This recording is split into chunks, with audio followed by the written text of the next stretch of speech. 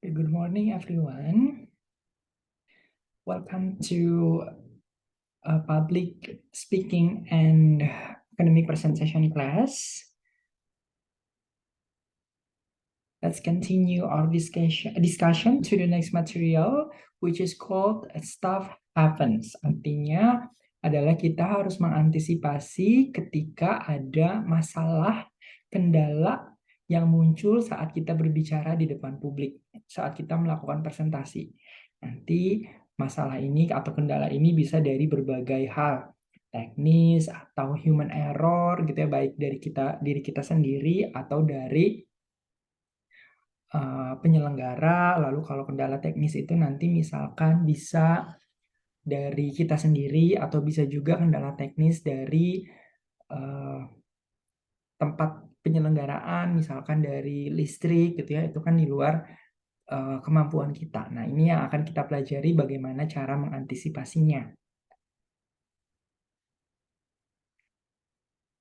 No matter how prepared you are, well, stuff happens. Jadi sebagaimanapun kita mempersiapkan diri, kendala bisa tetap mungkin saja terjadi. Tetapi ini bukan berarti kita tidak perlu mempersiapkan diri dengan baik ya. Tetap kita harus mempersiapkan diri dengan baik. If you apply good project risk management to your presentation, you can head off most big challenges. Previous chapter had addressed ideas to avoid problems. So some of the suggestions have already been addressed and some of the ideas are new. Jadi sebenarnya ini beberapa sudah kita pelajari, tapi mungkin beberapa ada yang baru gitu. Jadi mungkin ketika saya menjelaskan kemarin juga sudah di dalamnya terdapat juga kiat-kiat atau tips-tips untuk mengatasi kendala-kendala yang terjadi ketika kita berbicara. Tapi mungkin kita akan mengulang atau membahas hal yang baru. Occasionally, situations are simply disasters, but most of the time, if you've done your homework, you can pull off your presentation with style. Jadi berbagai kendala ini gitu ya, kadang memang ya seperti bencana. Tidak ada hal yang bisa kita lakukan, tetapi beberapa hal lain walaupun terjadi, kita beberapa kendala lain walaupun terjadi tetap bisa kita lakukan atau hal untuk memperbaiki kendala tersebut. Di sini yang pertama adalah risk you can avoid. Jadi resiko yang bisa kita hindari. The audience doesn't understand already knows your materials. Jadi ini ketika audiens itu tidak mengerti apa yang kita sampaikan atau malah sudah mengetahui apa yang kita sampaikan. Jadi materinya audiensnya sudah pernah atau mungkin sudah pernah mendengarkan gitu ya, atau mungkin sudah pernah familiar. Jadi artinya misalkan seperti kalau ada mengambil kelas gitu ya, itu kan materinya sebenarnya sama, tetapi bagaimana ketika ketika misalkan suatu materi itu sesuatu yang lumrah atau diketahui gitu, tetapi bagaimana cara kita memberikan atau menyampaikan hal yang baru. Your due diligence in conducting an audience analysis will eliminate or reduce the chances of having to deal with an audience that isn't on the same wavelength. Jadi persiapan kita atau misalkan bekal, artinya misalkan materi itu bukan hanya materi berupa materi akademik yang kita persiapkan, tapi juga kadang kita harus mempersiapkan materi-materi lain. Misalkan ketika audiens sudah mengetahui hal yang akan kita sampaikan, kalau kita punya bekal materi yang lain, kita bisa menambahkan itu, memodifikasi materi kita. Kalau kita atau misalkan ketika audiens tidak mengerti, itu kita bisa menyederhanakan materi yang kita sampaikan. Agar makanya penting juga untuk menganalisa audiens, artinya kita harus bisa mengukur audiens ini sampai mana atau di mana levelnya gitu ya, atau sampai mana batasannya. Ketika materi kita sulit, berarti kita bisa menyederhanakan. Misalkan dengan memberikan contoh, dengan menggunakan analogi, dengan menyederhanakan bahasa atau pilihan kata kita gitu ya. Jadi materi yang kita sampaikan itu tidak mubazir. Audiens bisa mengerti, terutama misalkan ketika presentasi kita tidak ada dokumentasi, misalkan berupa video gitu ya. Karena kalau misalkan ada video, nanti audiens bisa mengulang lagi materi kita, bisa menonton lagi. Tetapi kalau tidak ada, pemahaman mereka hanya didasari dari saat kita presentasi saja. If you sense that the group isn't responding to you as expected, stop and ask a few questions. Jadi kalau kita menyadari ketika kita berbicara kayaknya audiens ini nggak ngerti gitu ya, ada patutnya kita berhenti dulu, jeda dan bertanya. Memberikan pertanyaan, apakah pertanyaannya misalkan dengan trying to recall what we have explained, mengulang kembali apa yang menanyakan apa yang sudah kita sampaikan agar memori audiens itu ter ter apa ya tertarik lagi, artinya bisa teringat kembali, atau misalkan dengan menyisipkan games, permainan ice breaking gitu ya. Jadi tidak terlalu apa ya, kalau mesin itu kepalanya nggak panas gitu ketika kita menyampaikan hal-hal yang sulit, atau misalkan kita bisa menanyakan sudah mengerti atau belum. Kalau misalkan belum, tidak mengertinya di mana, apakah ada hal yang perlu saya ulang, apakah ada hal yang perlu penjelasan lebih lanjut gitu. Adjust your material or style on the spot based on audience members responses.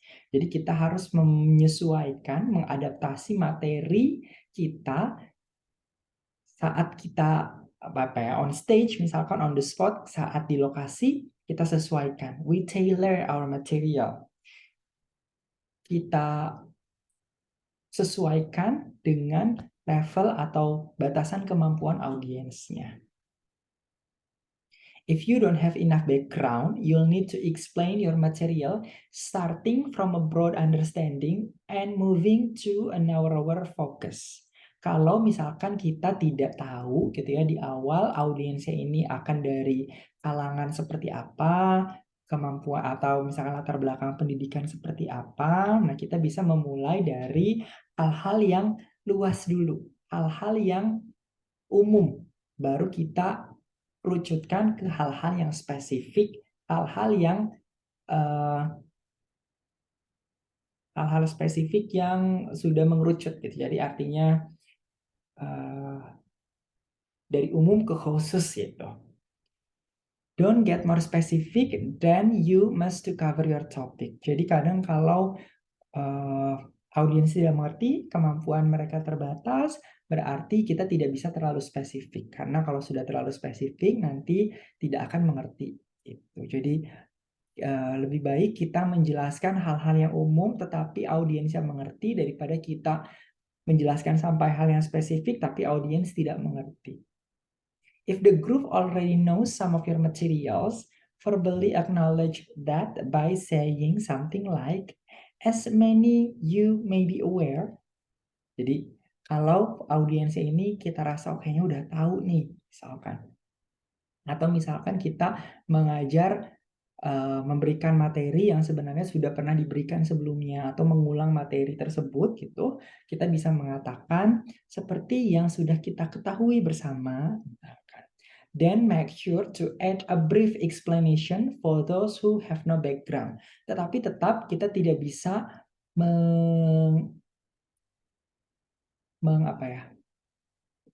kita tidak bisa pukul rata gitu ya bahwa semua orang memahami.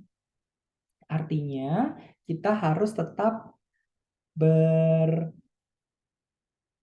kita harus juga cater, kita harus tetap mengayomi audiens-audiens yang mungkin pemahamannya belum setinggi atau belum memahami seperti audiens yang lain. Nah, kita juga harus mengantisipasi, kita juga harus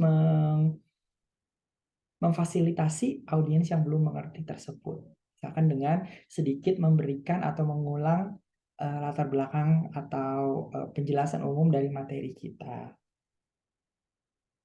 To honor those who had previous knowledge as well as those who did not, dan make sure. Jadi kita harus jangan ada dari audiens yang kita cuekin. Misalkan kita mengajar, misalkan ya dalam mata kuliah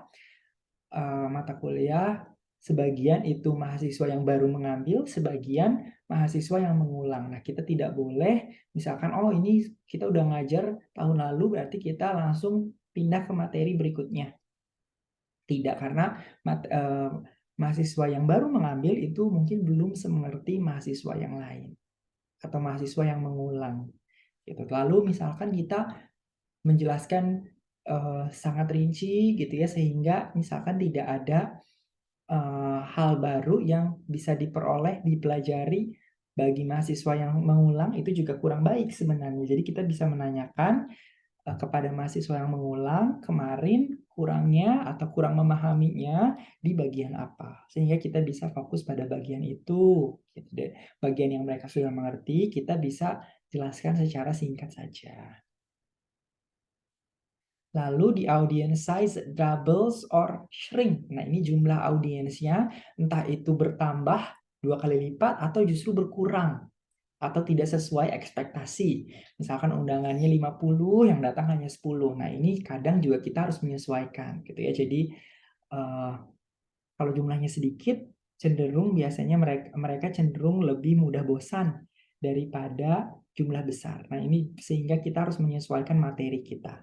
You can give the same information to an audience of any size, but the way in which you give it should vary. Jadi informasi itu bisa kita berikan baik jumlah pesertanya sedikit atau banyak, tetapi cara kita menyampaikannya yang harus kita sesuaikan dengan kebutuhan.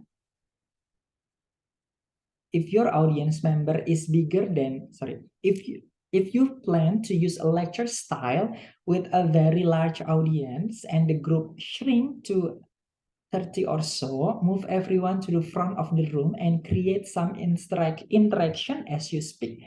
Jadi kalau kita misalkan awalnya memperkirakan jumlah pesertanya banyak, tetapi ternyata sedikit, kita minta pindah untuk ke depan, dekat dengan kita, dan kita membuat interaksi yang lebih personal. Karena kalau audiensnya banyak kan kita tidak bisa membuat interaksi secara personal.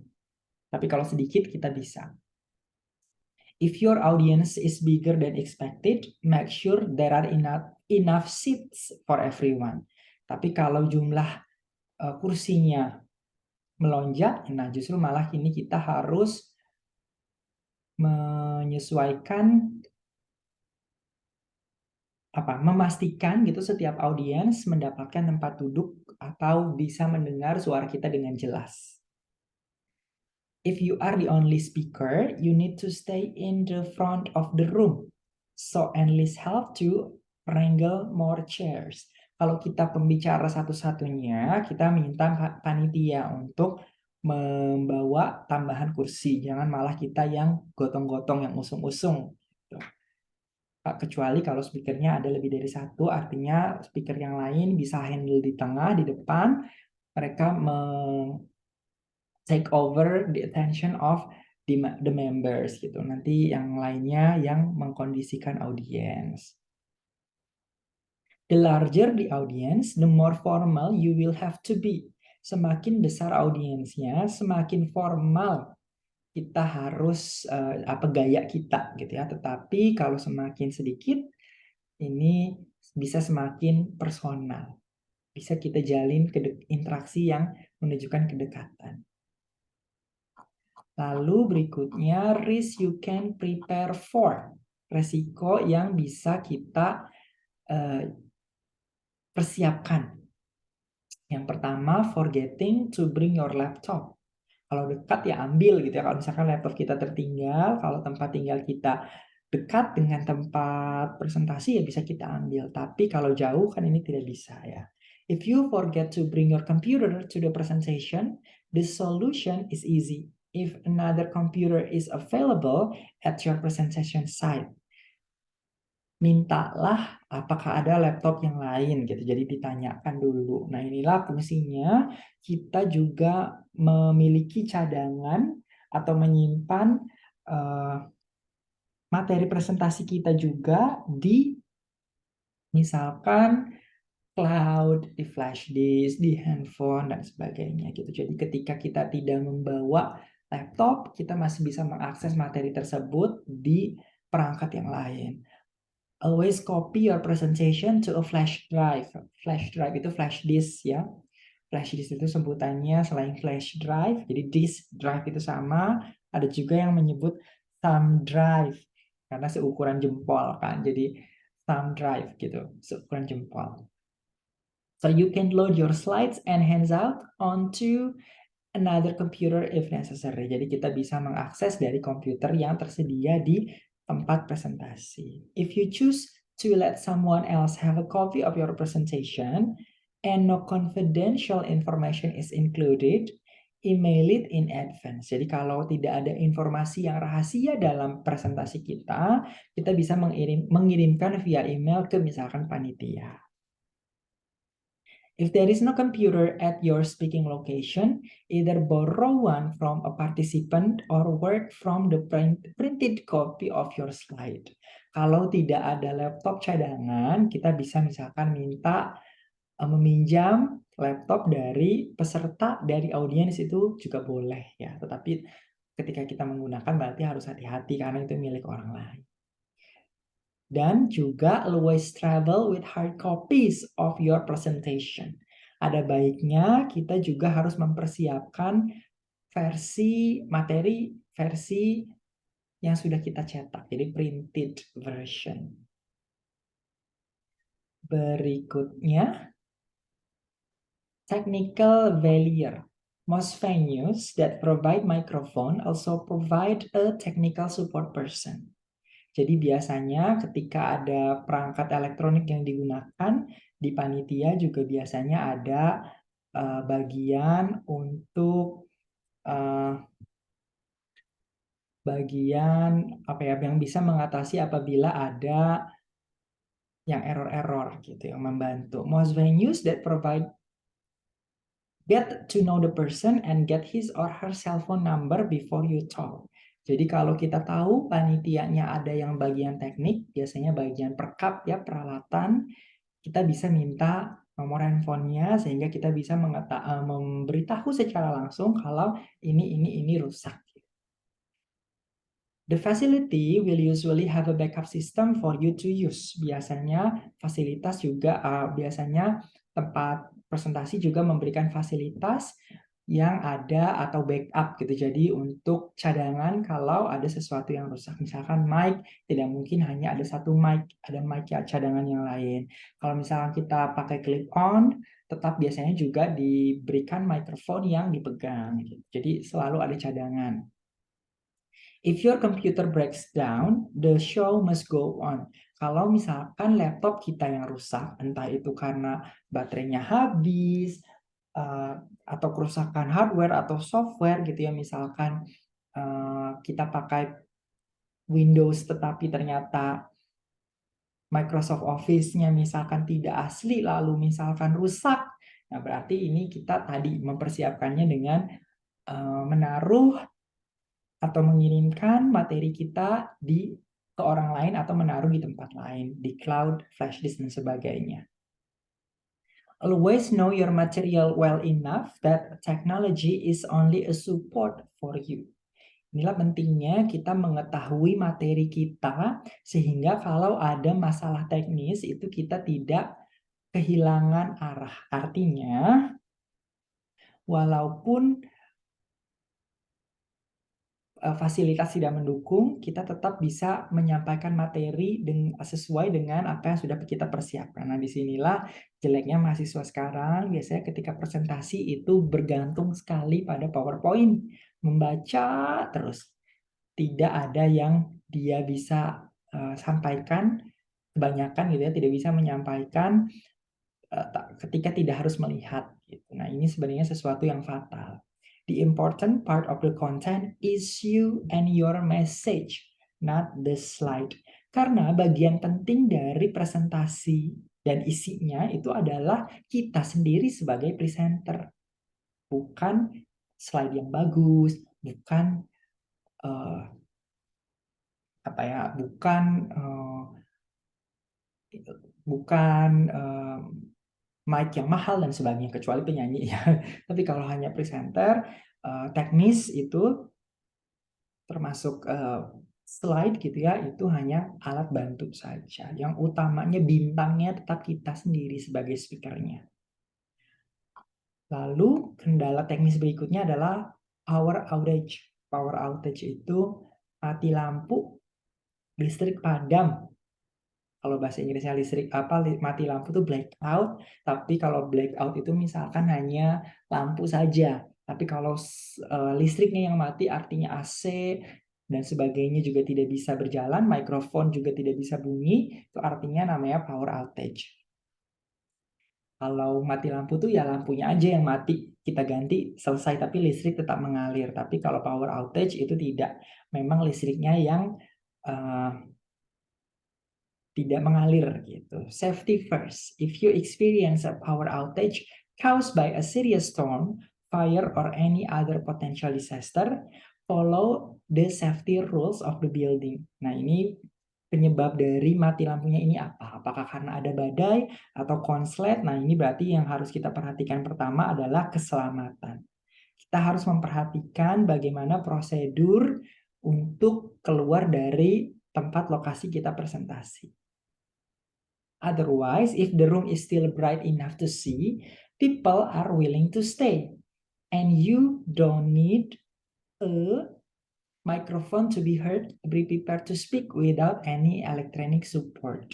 Tapi kalau misalkan yang mati itu mikrofon atau slide-nya, tapi ruangannya masih terang, misalkan maksudnya adalah indoor tetapi well-lit, banyak jendela misalkan.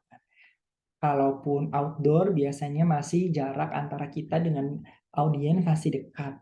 Nah, ini kita berarti harus berbicara tanpa bantuan mikrofon, tanpa bantuan slide. Jadi kita berbicara harus lantang, mengeluarkan energi atau tenaga power yang lebih kuat daripada kalau kita berbicara hanya dengan menggunakan mikrofon. Jadi presentasi kita masih bisa berlanjut gitu, kecuali kalau penyebab mati lampunya tadi sesuatu yang fatal, yang parah, yang bisa menyebabkan keselamatan kita dan juga peserta terancam. Berarti kita harus mengevakuasi dulu, gitu. Jangan kekeh atau tetap berada di ruangan padahal situasinya tidak aman. Lalu kendala berikutnya adalah fire drill or fire alarm. Jadi ini ketika ada kebakaran gitu ya. The fire alarm goes off during presentation more often than you might think. Jadi ini sering terjadi ketika orang presentasi, alarm kebakaran berbunyi. Entah itu misalkan karena ada asap, ada orang merokok gitu ya, karena sensitif sensornya misalkan. Ini tetap biasanya untuk memastikan keamanan kita keluar dulu dari ruangan. If there is a fire drill, get out of the building. This seems simple, but before speaking, ask yourself, do I know the emergency exit route? Kalau kita berbicara di lantai yang tinggi gitu ya, lantai berapa gitu, bagaimana kita bisa keluar dari ruangan dari gedung ini? Nah, itu kita harus perhatikan. Tentu saja ketika ada kebakaran, ada listrik padam, kita tidak bisa naik lift. Berarti kita harus lewat emergency stair, lewat tangga darurat. If you're at a client site or conference center, the answer is usually no. Kalau kita presentasi di tempat orang mengundang yang kita baru pertama kali ke situ, ya biasanya kita tidak tahu ya. The audience looks to you as a leader. So complete your due diligence in advance. Jadi audiens itu melihat kita sebagai pemimpin. Ketika terjadi hal-hal yang mengancam seperti ini, mereka tentu saja melihat kita bagaimana cara menyelamatkan diri. Bergantung pada kita untuk tahu bagaimana cara menyelamatkan diri. Kendala berikutnya adalah previous speakers who exceed their time limit. Kalau misalkan pembicaranya ada banyak dan ini ada pembicara yang dari jatah waktu yang dia miliki, nah berarti jatah waktu kita ini akan terpotong sebenarnya. One of the most annoying situation as a speaker can face is following a speaker who goes beyond his or her time limit. Jadi ini memang menyebalkan gitu ya apabila kita giliran berbicaranya itu urutannya setelah orang yang atau pembicara yang kalau berbicaranya atau menghabiskan melebihi waktu yang dia miliki gitu. Ini memang menyebalkan. When a portion of your time on stage has been used up by other, your best bet is to cut to the chase. Jadi mau tidak mau kita harus langsung pada inti karena jadi jangan balas dendam misalkan jatah waktu kita terpotong karena pembicara sebelumnya melebihi waktu lalu kita memundurkan jatah waktu kita dengan memotong jatah pembicara berikutnya. Ini kecuali dipersilahkan oleh audiens ya. Dipersilahkan oleh panitia. Tapi kalau tidak jangan kita berinisiatif melakukan hal tersebut gitu. Kalau jangan melakukan hal tidak baik yang menimpa kita lalu kita lakukan kepada orang lain. Jangan. An audience is not willing to sit through an extra 20 minutes of talking just so you can tell them everything you had prepared to say. Karena biasanya kan kita sudah mempersiapkan, lalu juga sudah kita sesuaikan waktu kita berbicara gitu ya. Tetapi karena pembicara sebelumnya itu berbicaranya lebih dari waktu yang dia miliki, berarti kita harus memotong materi kita. Langsung saja kita ke intinya, karena jangan sampai yang punya rencana waktu itu bukan hanya kita sebagai pembicara, tetapi juga sebenarnya audiens. Jadi audiens juga, misalkan acaranya sampai jam 5, jam 5 aku misalkan harus ambil laundry, harus jemput hewan peliharaan, jemput anak misalkan. Nah kalau harus karet gitu jamnya karena peserta sebelum kita itu melebihi batas waktu lalu kita melakukan hal yang sama, ini justru tidak baik gitu. Jadi jangan seperti itu. Jadi kalau memang pembicara sebelumnya sudah melebihi waktu yang ditentukan, jadi kita mau tidak mau harus mempersingkat jatah kita berbicara. Materinya langsung kita sampaikan ke inti. Kalau misalkan mempersiapkan games, berarti gamesnya tidak perlu ditampilkan, tidak perlu dilakukan. Lalu berikutnya adalah new meeting date. If the meeting date is suddenly moved up, simplify. Kalau misalkan waktu untuk kita presentasi tiba-tiba dimajukan, berarti kita harus menyederhanakan. Tadi ya, sama mempersingkat materi kita. Determine what is most important for you to research, who your audience will be, and what audience member expect of you.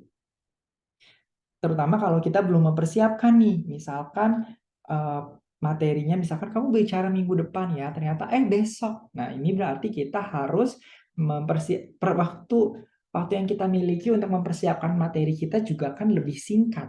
Nah ini berarti kita harus fokus pada apa yang paling penting dari materi kita gitu ya, lalu audiensnya siapa dan apa yang diharapkan untuk diperoleh, pengetahuan apa yang ingin didapatkan oleh audiens.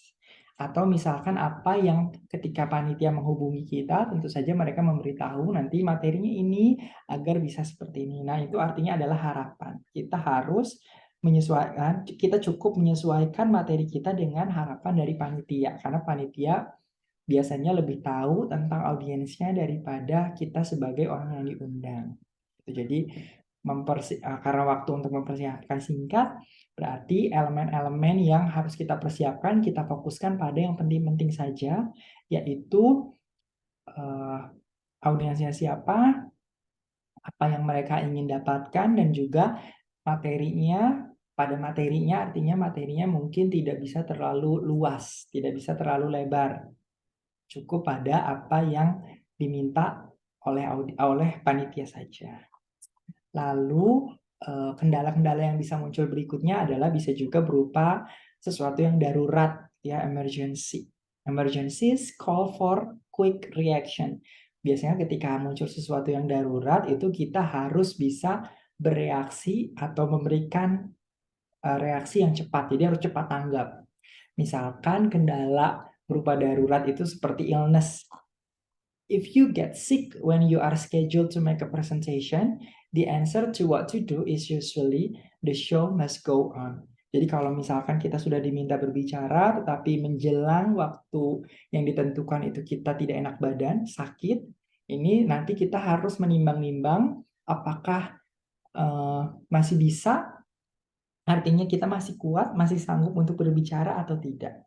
Kalau tidak, biasanya ya kita harus mencari atau meminta ganti gitu. Jadi tidak bisa memaksakan. Tetapi kalau kita bisa paksakan, artinya kita masih cukup kuat untuk menyampaikan, ini bisa tetap kita yang berbicara. Ini juga tergantung dari waktunya. Misalkan kalau udah mepet sekali, tidak mungkin cari pengganti, mau tidak mau tetap kita yang berbicara.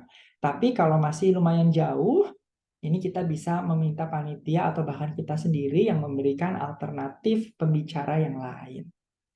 If, however, you're about to pass out or have any gastrointestinal challenges, consider the help of the audience and attempt to get a replacement speaker or reschedule.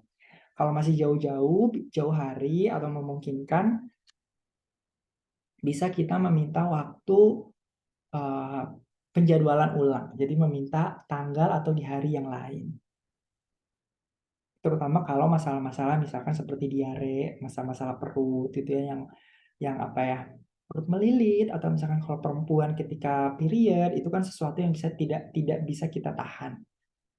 Kalau misalkan kita kaki terkilir, misalkan kita bisa berbicara sambil duduk. Kalau tangan kita keseleo, misalkan kita bisa menggunakan clip-on atau duduk di meja dengan mikrofon yang stand-in, yang bisa berdiri di atas meja. Tapi kalau sudah hal-hal yang tadi ya, diare itu kan tidak tahan gitu ya, tidak mungkin kita tahan, harus dituntaskan saat itu gitu ya, kita biasanya tidak bisa tetap memaksakan diri untuk menyampaikan materi. Keadaan darurat berikutnya adalah personal emergency. What to do when you have a family emergency is obviously a judgment call. Jadi kalau tadi tuh sakit itu biasanya sakit kita sendiri, tapi kalau personal emergency itu artinya adalah biasanya urusan keluarga, entah itu keluarga yang sakit atau ada hal-hal mendadak yang lain yang berurusan dengan keluarga dan tidak bisa digantikan oleh orang lain. If you need to rush off immediately to be at a bedside of someone you love, then go. Jadi misalkan kalau orang tua kita atau suami istri, pacar, kakak, sebagainya sakit keras gitu ya, dan amit-amit gitu ya, misalkan sudah divonis dokter umurnya tidak lama lagi, lebih baik kita berada di samping mereka daripada tetap memaksakan memberikan presentasi. Lalu hal-hal atau kendala-kendala berikutnya ada yang berupa disaster. Disaster di sini artinya bukan bencana, natural disaster bencana alam gitu ya, bukan, tetapi disaster sesuatu yang sebenarnya kaitannya dengan orang lain. Misalkan your boss act inappropriately during the representation. Misalkan kita adalah karyawan atau misalkan dalam pekerjaan kita itu ada struktur organisasinya, artinya senior atau bos kita itu juga menghadiri presentasi tersebut, tetapi ketika kita presentasi ini berperilaku yang tidak sewajarnya, misalkan seperti menginterupsi, mengkritik, atau misalkan melakukan hal-hal yang seperti texting atau menelpon. Texting itu SMS-an, WhatsApp-an, atau misalkan menelpon gitu ya. Ketika kita memberikan presentasi, tentu saja ini adalah situasi sesuatu yang seperti si malakama. Misalkan terutama ketika kita presentasi untuk atau di depan klien untuk memenangkan tender atau sebuah project, tetapi malah orang yang coba kita yakinkan terhadap presentasi kita malah sibuk sendiri. Nah, ini sebenarnya sesuatu si malakama, serba salah gitu. Sebenarnya ada dua hal yang bisa kita lakukan. Yang pertama, have the both save face and still give accurate, appropriate material in your presentation. Jadi apa ya, kita bantu misalkan jangan ketika kita dikritisi lalu kita membela diri, jangan kita malah menyudutkan orang yang memberikan kritik tersebut. Itu juga tidak pantas gitu ya. Jadi kita harus tetap bertindak walaupun kita dikritik di depan orang banyak ketika kita presentasi, jangan langsung mematahkan walaupun membela diri gitu ya, lalu mematahkan dan malah bersikap tidak sopan terhadap terutama kalau yang memberikan kritik adalah senior atau bos kita. Jadi kita tetap harus legowo gitu ya. Lalu juga yang kedua, tetap memberikan materi yang akurat. Jadi walaupun misalkan bertentangan dengan kritik atau interupsi yang disampaikan bos atau senior kita, tetap kita misalkan mengatakan apa ya, seperti hal yang kita sampaikan yang berbeda dengan pendapat mereka ini kita sampaikan seperti sebuah alternatif. Misal contohnya memang benar gitu ya, misalkan ketika sudah dikritisi bla bla bla, lalu kita memulai lagi berbicara lagi, memang benar apa yang disampaikan Bapak atau Ibu bla bla bla bla, apabila situasinya seperti ini, seperti ini, seperti ini. Sedangkan kalau situasinya seperti ini, seperti ini, seperti ini, lebih baik seperti ini, seperti ini, seperti ini. Nah, yang sedangkan apabila bla bla bla, nah itu adalah pendapat kita. Jadi jangan kita langsung patahkan. Jadi kita buat seolah-olah misalkan pendapat bos atau senior kita itu juga ada benarnya. Jadi misalkan kalau pasti kalian sering lihat apa YouTuber yang skincare misalkan mengatakan oh produk ini itu cocoknya untuk orang kulit kering. Kalau orang untuk kulit berminyak pasti dia akan menambah atau berminyaknya makin parah gitu misalkan. Tetapi ketika mengatakan itu kita dibayar produknya misalkan tidak bisa kita mematahkan, tidak bisa kita mengatakan itu. Artinya kita memotong calon customer, calon pembeli dari produk tersebut hanya untuk orang yang kulit kering saja. Tapi misalkan kita bisa mengatakan memang gitu ya produk ini cocoknya untuk orang kulit kering, tapi untuk orang kulit berminyak tetap bisa digunakan di malam hari. Jadi kulit biasanya kalau kita tidur di bawah AC, kulit kita menjadi semakin kering sehingga produk yang justru cocok untuk kulit kering tetap bisa digunakan oleh orang kulit berminyak. Jadi kita tetap sampaikan pendapat kita sebagai sebuah alternatif. Lalu kendala lainnya adalah the audience walks out, artinya audiensnya meninggalkan tempat kita presentasi. Nah ini tentu saja kita biasanya terutama orang-orang yang apa ya, yang tidak terlalu percaya diri nanti akan merasa apakah kesalahan ada di gue gitu ya. Apakah aku salah ngomong atau aku yang kurang pinter, materiku nggak bagus. Nah ini jangan merasa seperti itu. If one or two people in your audience walk out while you are presenting, remember that sometimes people need to leave for personal reasons, having nothing to do with you or your presentation. Jadi kalau yang keluar dari ruangan itu hanya satu atau dua orang, sedangkan jumlah audiensnya banyak, ya itu kita tidak perlu merasa berkecil hati.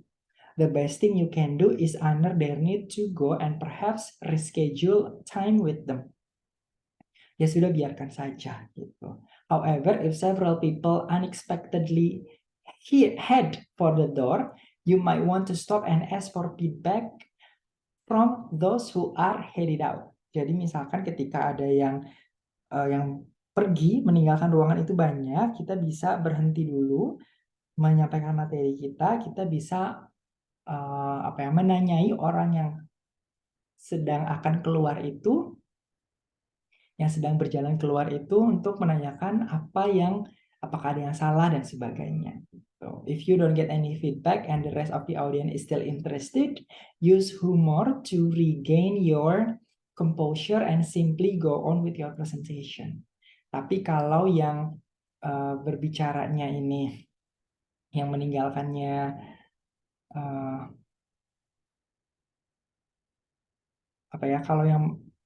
kalau kadang konsentrasi kita jadi buyar gitu ya ketika ada orang pergi, tetapi kita untuk mengembalikan konsentrasi kita bisa menggunakan lelucon humor.